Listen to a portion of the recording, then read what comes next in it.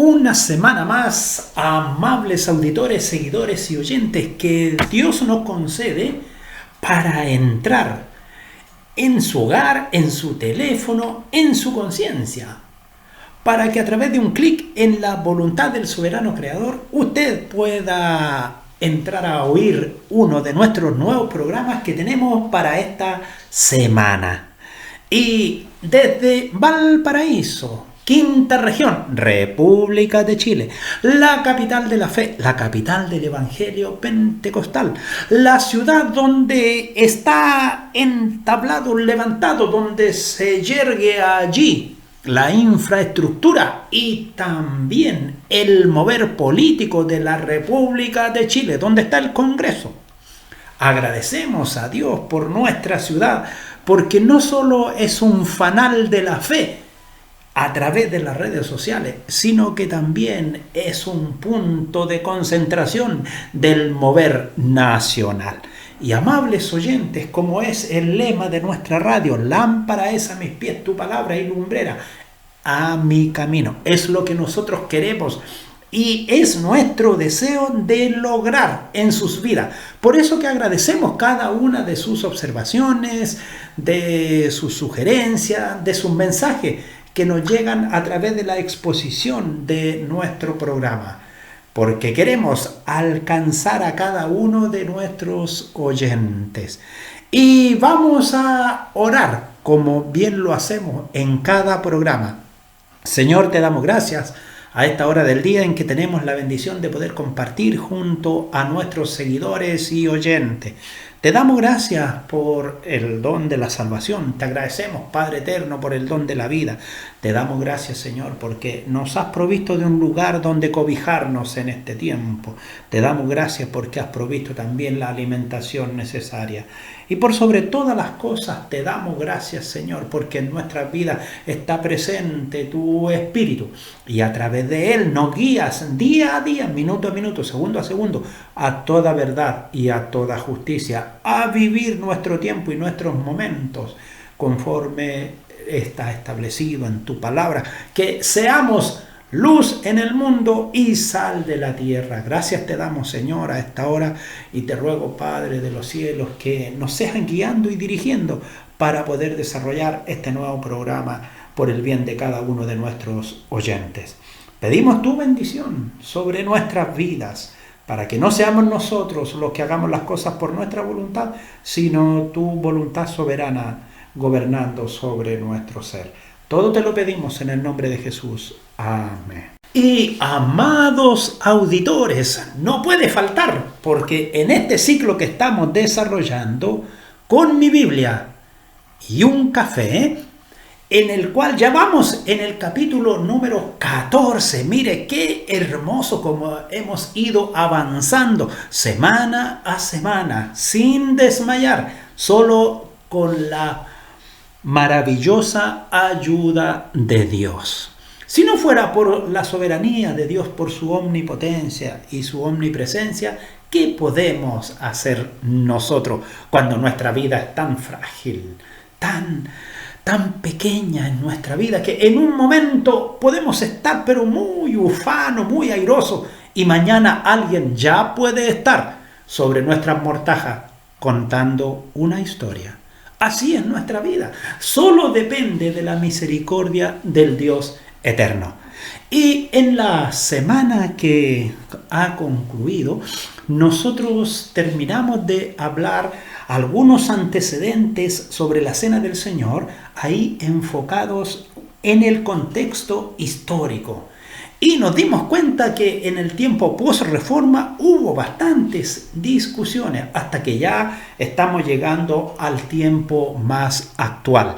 Cuando llegó verdaderamente la palabra del Señor con mucha fuerza sobre nuestra tierra, fue después del tiempo de nuestra independencia.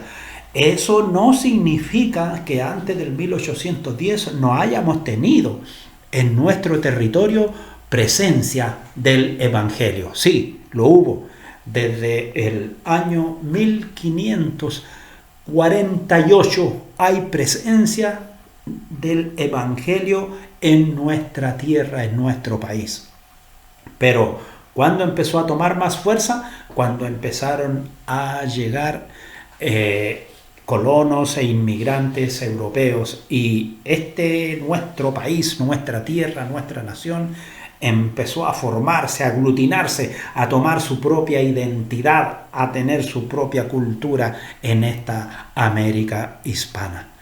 Y entonces la palabra de Dios, que fue llegando a través de las misiones europeas que llegaban al puerto, específicamente a este gran puerto del Gran Valparaíso, y se anclaron en los cerros, y quedaron aquí sus nombres, sus familias, hasta el día de hoy. Y no solo que quedaron los nombres de la familia, lo que sobresale es que quedó anclada la fe.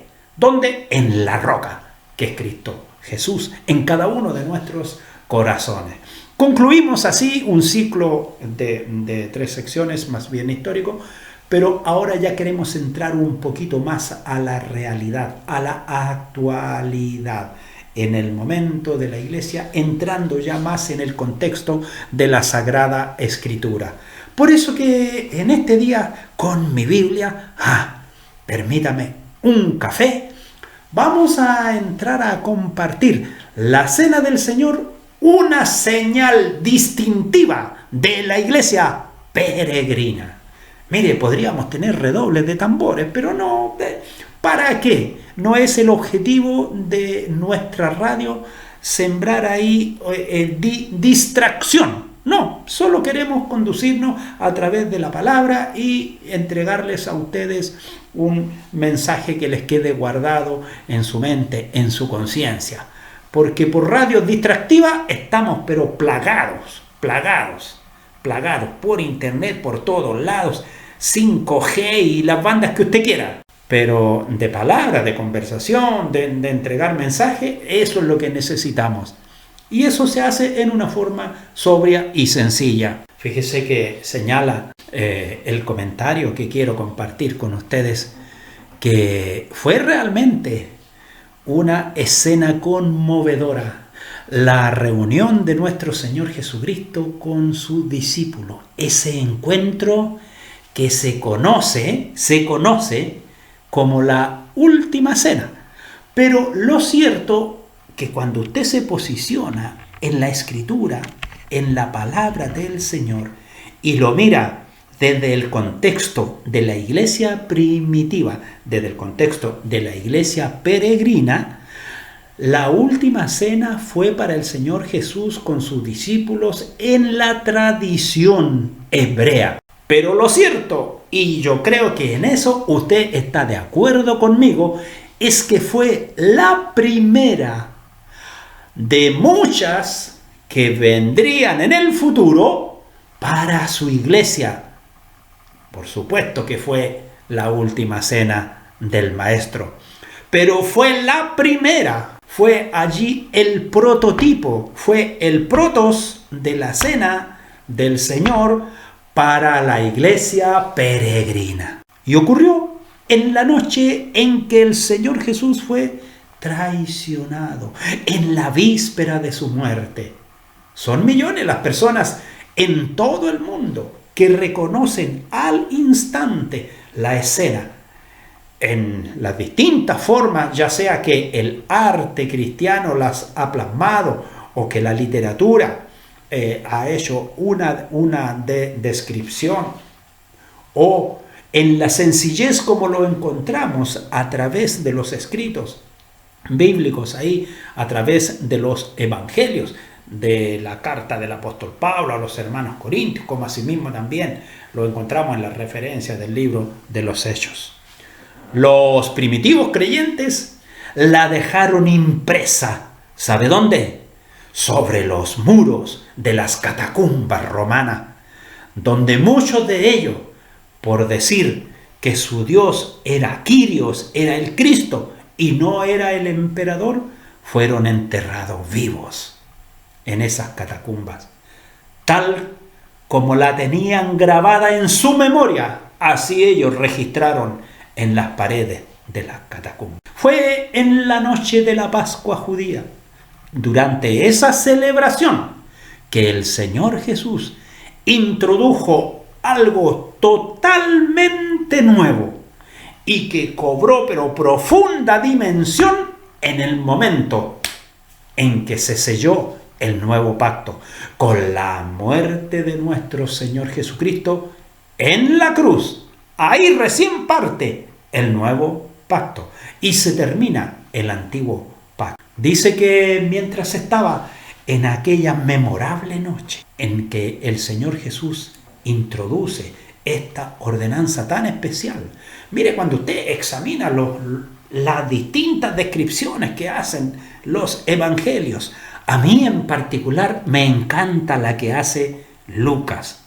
No es que yo sea luqueño, no, pero me encanta porque él como que introduce que hubo una situación distinta, como que él nos da a entender que desde el versículo 22 hacia arriba se estaba celebrando la fiesta pascual y que allí se había tomado una copa y que dice que de ahí para abajo dice como que vuelve a tomar nuevamente la copa. Bueno, hay algunas tradiciones que dicen que durante la celebración de la cena pascual verdaderamente había en 4 oportunidades donde se compartía y se levantaba una copa y se daba gracias por distintas situaciones. Pero lo cierto es que fue en esa noche cuando el Señor Jesús tomó pan, dio gracias, lo partió y lo dio a sus discípulos diciendo: tomad, comed, esto es mi cuerpo. Recordemos que el Señor Jesús estaba presente en carne y hueso.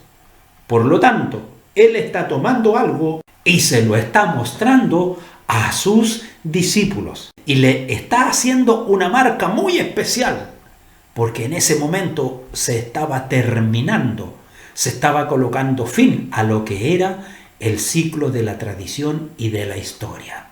Y dice que tomando la copa y habiendo dado gracias, le dio, dice la palabra del Señor, a sus discípulos, diciendo: bebed de ella todos, porque esto es mi sangre, no de usted. La gran importancia del nuevo pacto, que por muchos es derramada para remisión de los pecados.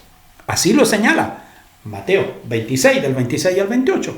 También lo encontramos en el Evangelio de Marcos y de Lucas, que lo registran muy bien. Marcos 14, del 22 al 25, y Lucas 22, del 14 al 20. La celebración de la Pascua de aquella noche fue como un acto de celebración nacional. Eso era verdaderamente lo que el pueblo recordaba cada año. Aquel acto milagroso a través del cual Dios los sacó de la tierra de Egipto. La última vez que el Señor Jesús participó junto a sus discípulos para recordar la liberación del pueblo de manos de Faraón. Fue la última vez que el Maestro compartió el Cordero Pascual. De ahí en adelante ya no habría más un sacrificio animal, pues en unas horas más sería el mismo Señor Jesucristo, el Emmanuel, el Dios con nosotros, el Cordero sacrificado, ya no por la liberación de un pueblo.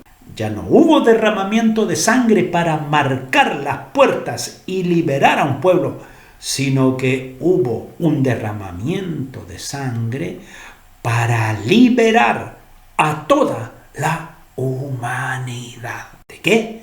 De sus pecados, y darle derecho y libre entrada a la vida eterna. Ya no sería un derramamiento de sangre para ser libre de la esclavitud de la carne, como lo fue el pueblo antiguo, sino de la esclavitud del pecado. Aquella noche, el término de la tradición ahí quedó y se inicia y se inicia la maravillosa siembra de la fe.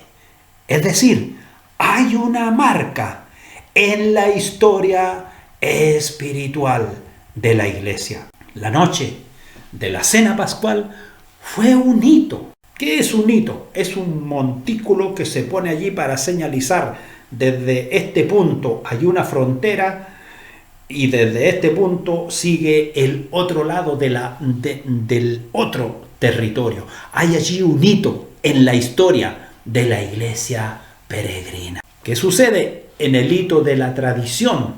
Antes terminó una tradición, la liberación del pueblo de Israel de la esclavitud. ¿Y con qué se celebraba? Con esta fiesta, la Pascua. ¿Qué sucede con esta fiesta de la Pascua?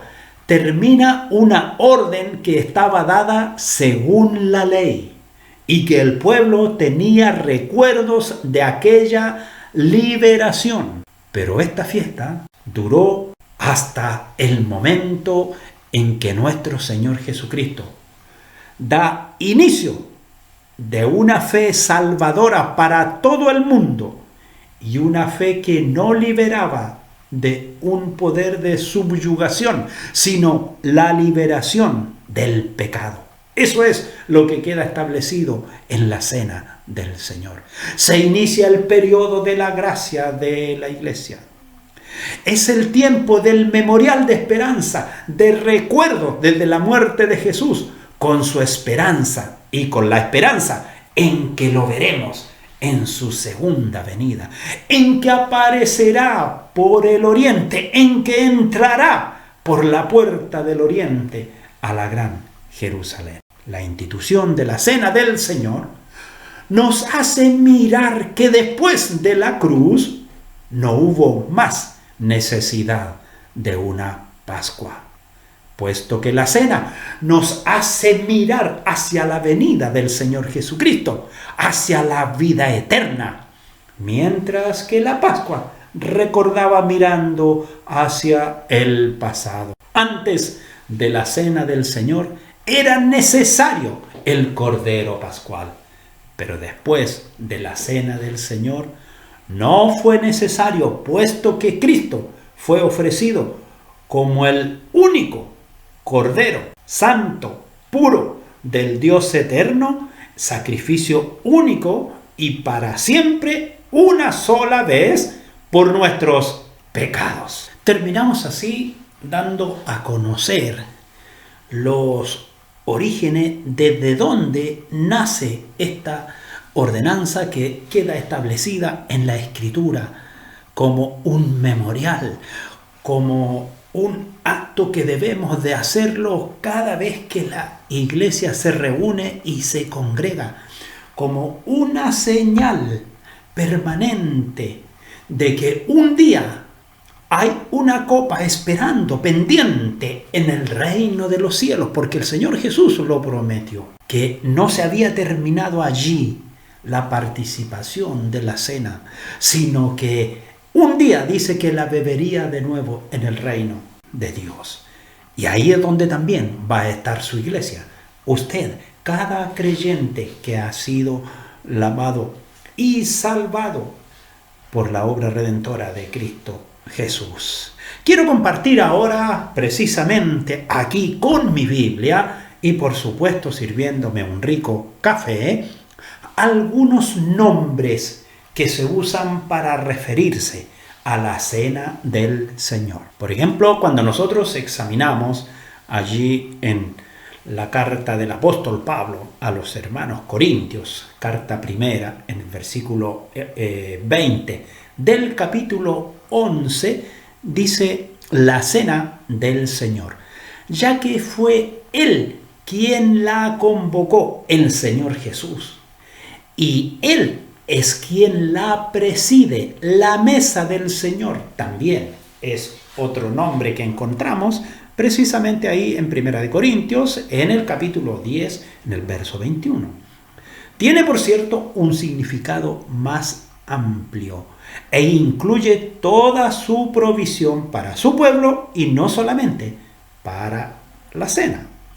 La fiesta es llamada la comunión. Y lo encontramos ahí en 1 Corintios, en el capítulo 10, versículo 16. Debido a que hay un compartir en comunión o comunión con Cristo.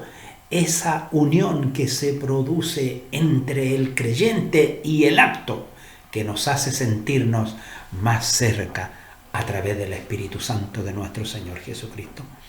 Y por cierto, en la comunión unos con otros, cuando participamos de la cena del Señor. También recibe el nombre de partimiento del pan, y así lo encontramos en el libro de acción, en el libro práctico de la vivencia de la iglesia primitiva, capítulo 2, verso 42, y también en el capítulo 20, verso 7. Y por cierto, ahí en la carta 1 de Corintios, capítulo 10, verso 16. Debido a que refleja la manera sencilla de una comida cotidiana en la que la frase sería generalmente usada, partimiento del pan. Muchos hablan de recordar al Señor debido a su mandato que se expresó de esta forma. Hay otros que han usado la expresión Eucaristía. Este término se usa más en el ambiente católico apostólico romano, que significa acción de gracias. Por cuanto Él dio gracias por los elementos que ahí tenía, que era el pan y el vino. Así lo señala Mateo 26, versículo 26.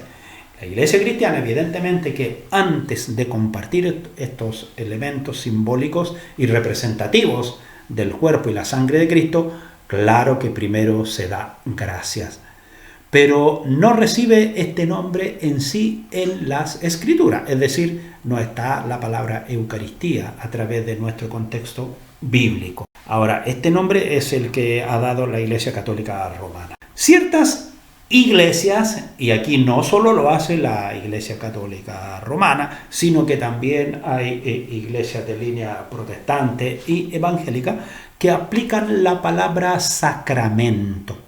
Lo cierto es que bíblicamente no es un sacramento, y lo puedo decir con mucha convicción en lo que he creído, que a mí no me va a salvar ningún sacramento, que quien me salvó fue el Dios eterno que me eligió y me hizo mirar el sacrificio de Cristo en la cruz, y que por su sangre mis pecados fueron perdonados una vez y para siempre, y que ahora nuestro Señor Jesucristo está sentado a la diestra de Dios el Padre e intercede por tus plegarias y por mis plegarias, por tus pecados y por mis pecados.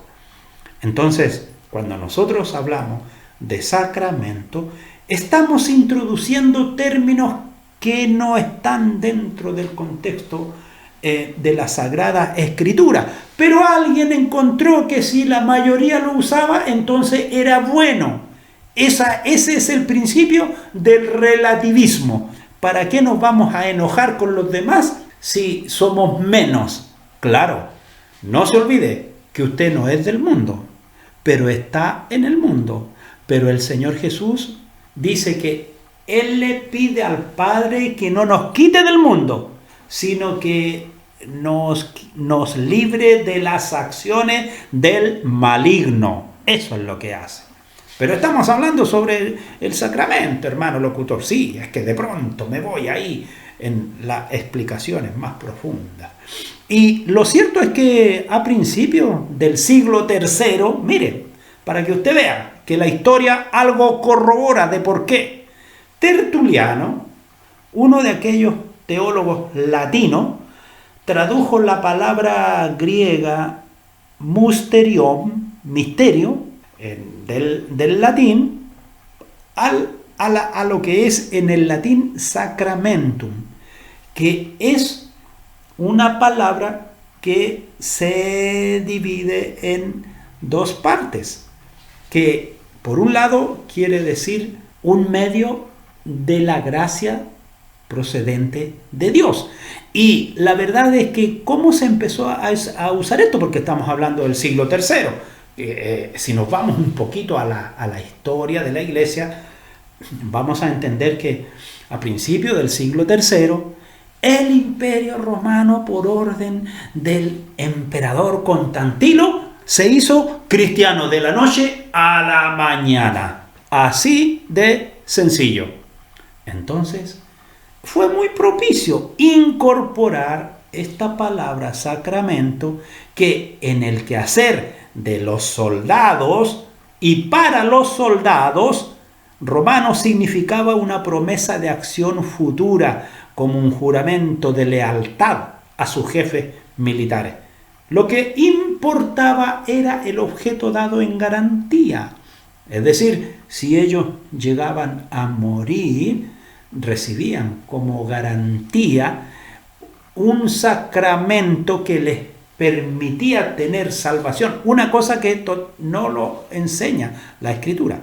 Y en el caso de los soldados incorporados al pseudo-cristianismo romano, su garantía de salvación sacramental sería para ellos la cena y el bautismo. Pero el significado posterior de este vocablo se ha apartado considerablemente de esa idea.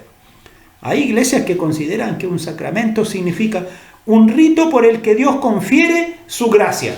Y ese es uno de los principales fundamentos de la Iglesia Católica, Apostólica y Romana. O sea, como un medio de gracia. Como que para obtener la mirada misericordiosa de Dios hay que tener una escalita de ascenso. Por eso está el bautismo, la comunión, la confesión, la extrema unción y todo eso. Pero el mundo creyente en Cristo Jesús, cristiano, evangélico, sabemos que no hay pasos para llegar al reino de los cielos. Hay un solo mediador entre Dios y los hombres, Jesucristo, el Señor. Algunos creen que está ligado al perdón de los pecados, un sacramento. Sin embargo, no hay ninguna enseñanza de este tipo en las Sagradas Escrituras. Los que dan mucho énfasis sobre la idea sacramental se hallan en contraste con aquellos que ven la participación de la Cena del Señor como una conmemoración o memorial en el que los símbolos del pan y del vino reflejan, en lugar de conferir, realidades espirituales. Y eso hay que tenerlo muy bien presente. Es bueno entonces recordar que los sacrificios de animales del judaísmo jamás quitaron los pecados, sino que eran solo una anticipación de la sangre que el Señor Jesús derramó sobre la cruz una vez y para siempre. Solo su sangre pudo quitar los pecados del mundo y puede quitar los pecados de todo hombre y de toda mujer que se confiesan delante de Dios como pecadores y que dicen en su vida: necesito que el Señor Jesús tome posesión de mi vida. Lo puede leer allí en Hebreos 9, del versículo 12 al versículo 14. Qué interesante, amados auditores, porque con mi Biblia, y por supuesto, no puede faltar en este tiempo un rico café, estamos entrando en las profundidades de la Escritura, buscando cómo verdaderamente el creyente en Cristo Jesús debe participar de esta hermosa ordenanza. Nosotros encontramos a través de la Escritura que el pueblo hebreo en sí tenía muchas celebraciones, pero hay una sola que desde el pasado nos trae al presente lo que para nosotros es la Cena del Señor. Fíjese que ella fue instituida, tal como lo hemos comentado en dichos anteriores, en aquella noche de la Pascua judía. Pero hace más de 3.500 años atrás, la mano de Dios había liberado a Israel de la esclavitud de Egipto. Bajo sus órdenes, bajo la orden de Dios, bajo el mandato de Dios, sacrificaron un cordero sin defecto y aplicaron la sangre a los postes de sus puertas y a los umbrales, como una señal de protección contra el juicio que iba a caer sobre toda la tierra de Egipto, la muerte de los primogénitos. Allí lo vemos expresado en Éxodo capítulo 12. Cada detalle de la fiesta ordenada para su perpetua observancia tenía en sí un profundo significado. Y de hecho, hasta el día de hoy, nosotros seguimos tomando enseñanza de todo lo que está dispuesto en lo que se nos enseña a través del Antiguo Testamento y lo vemos aplicado y llevado a la práctica a través del Nuevo Testamento. Ahora, esto apuntaba al gran sacrificio futuro que protegería verdaderamente del juicio de Dios a la humanidad, al quitar el pecado del mundo con el sacrificio de Cristo Jesús. Dios había dispuesto su Cordero desde mucho antes, y fíjese que lo podemos ver muy bien allí en esa primera indicación que nos deja la palabra del Señor en Génesis 22, versículo 8, cuando dice: y respondió Abraham, Dios se proveerá de cordero para el holocausto, hijo mío. E iban juntos. Ciertamente que el Señor Jesús no fue quemado, porque un holocausto es una ofrenda quemada, pero Dios se proveerá del cordero. Eso sí, está apuntando también no solo a la ofrenda que estaba ofreciendo Abraham, sino también a la que había de venir por el mundo entero. Cuando nosotros vemos en Isaías 53, versículo 7, que nos señala muy bien: angustiado él y afligido, no abrió su boca. Como cordero fue llevado al matadero, y como oveja delante de sus trasquiladores, enmudeció y no abrió su boca. El Señor Jesús fue saludado por Juan el Bautista como, comilla, el Cordero de Dios que quita el pecado del mundo. Juan 1:29. Y por supuesto encontramos ahí uno de los títulos más gloriosos de nuestro Señor Jesucristo, el Cordero. Apocalipsis 5:6 y verso 12.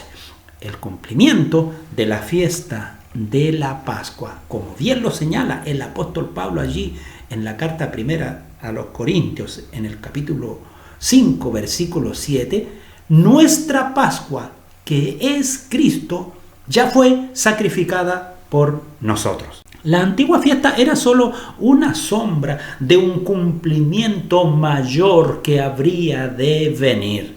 Y eso lo encontramos ahí respaldado en Colosenses 2, verso 17, como también en Hebreo 10, 1.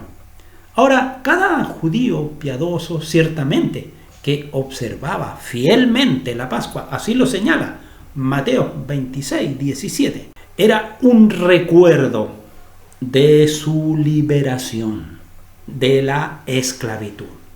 Ahora, durante la cena con sus discípulos, el Señor Jesús introdujo la observancia memorial del pan y del vino.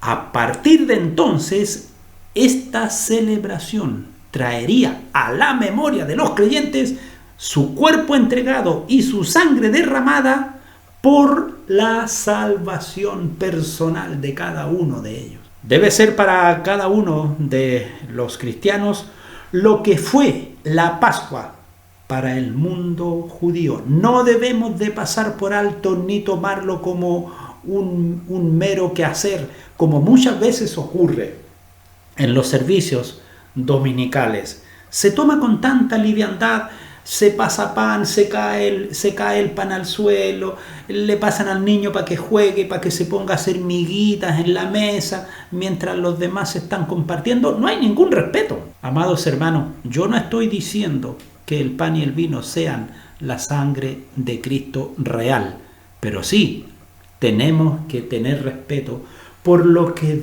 el Hijo de Dios, nuestro Señor Jesucristo, nos dejó establecido.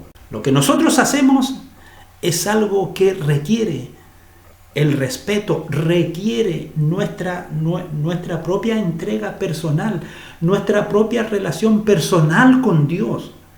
No es un trámite: en Chile atiende la cena del Señor. No, es algo muy importante, muy sublime, que cada creyente lo debe guardar y observar, pero con sumo respeto, para Dios ciertamente que toma lugar desde la Pascua. Ahora nosotros tenemos que considerar que los israelitas tenían muchas ceremonias, pero la iglesia cristiana recibe solo una observancia colectiva, que es la cena del Señor, la que nace desde el cuerpo de la Pascua. El Espíritu de Dios comunica directamente al apóstol Pablo la importancia de lo que había sido entregado a los creyentes para que lo practiquen. Y esto es lo hermoso, porque el apóstol Pablo no se ve participando allí activamente entre los discípulos del Señor Jesús. Sin embargo, él es el apóstol a los gentiles. Y dice, Jesús dijo, haced esto en memoria de mí. Primera de Corintios, capítulo 11, del 23 al 25, están expresados todo lo que el apóstol escribe. La cena del Señor vino a ser una parte regular de la adoración de la iglesia. Lo encontramos ahí en Hechos 2:42 y también en el versículo 46. La iglesia primitiva mantuvo su observancia una vez a la semana como el centro de sus reuniones. Hechos 27. Se celebraba en el día de la resurrección, es decir, lo que posteriormente se conoció como el día domingo. Los denominados padres de la iglesia, que para muchos estudiantes de la historia bíblica son conocidos, este término padres de la iglesia primitiva, los líderes de entonces señalaron que se celebraba cada día del Señor o cada día domingo, como lo dice en sus escritos Justino Mártir, y como lo enseñan las anotaciones de la tradición judía, la Didaché, o enseñanza de los 12. Y perseveraban, dice la palabra del Señor, en la doctrina de los apóstoles, en la comunión unos con otros, en el partimiento del pan y en las oraciones. Hechos 2:42.